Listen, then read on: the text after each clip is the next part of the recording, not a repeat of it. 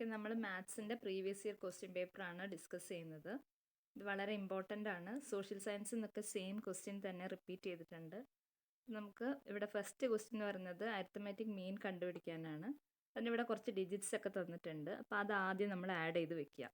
എന്നിട്ട് ഇവിടെ divided by 10 എന്ന് കൊടുക്കുക.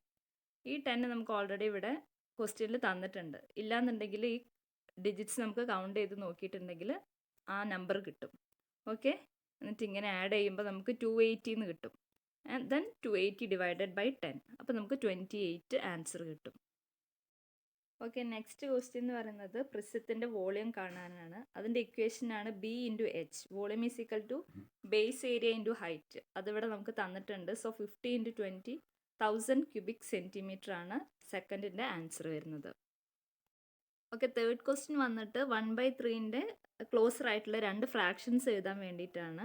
അതുപോലെ തന്നെ അതിൻ്റെ ഡിനോമിനേറ്റർ എന്ന് പറയുന്നത് 10ൻ്റെ പവറും ആയിരിക്കണം. അപ്പോൾ അതിൻ്റെ ആൻസർ വരുന്നത് 3/10ഉം 33 ഡിവൈഡഡ് ബൈ 100ഉം ആണ്. അത് നമ്മൾ സിംപ്ലിഫൈ ചെയ്യുമ്പം 1/3 and 1/3 എന്ന് കിട്ടും. രണ്ടിലും 1/3 കിട്ടും. അത് ജസ്റ്റ് ഒന്ന് ചെയ്ത് നോക്കിയാൽ മതി. അപ്പോൾ 3/10 and 33 ഡിവൈഡഡ് ബൈ 100 ആണ് ഇതിൻ്റെ ആൻസർ. ഓക്കെ, ഫോർത്ത് ക്വസ്റ്റ്യൻ എന്ന് പറഞ്ഞത് ഒരു ട്രയാങ്കിൾ തന്നിട്ട് അതിൻ്റെ പെരിമീറ്റർ കണ്ടുപിടിക്കാനാണ്, ഒരു സൈഡ് കണ്ടുപിടിക്കാനാണ്.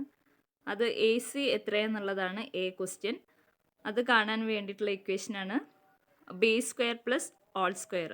ഹൈപ്പോട്ടനസ് ആണ് നമുക്ക് കണ്ടുപിടിക്കേണ്ടത്. അപ്പോൾ ACൻ്റെ ആൻസർ വരുന്നത് 1² plus 2² that is equal to √5.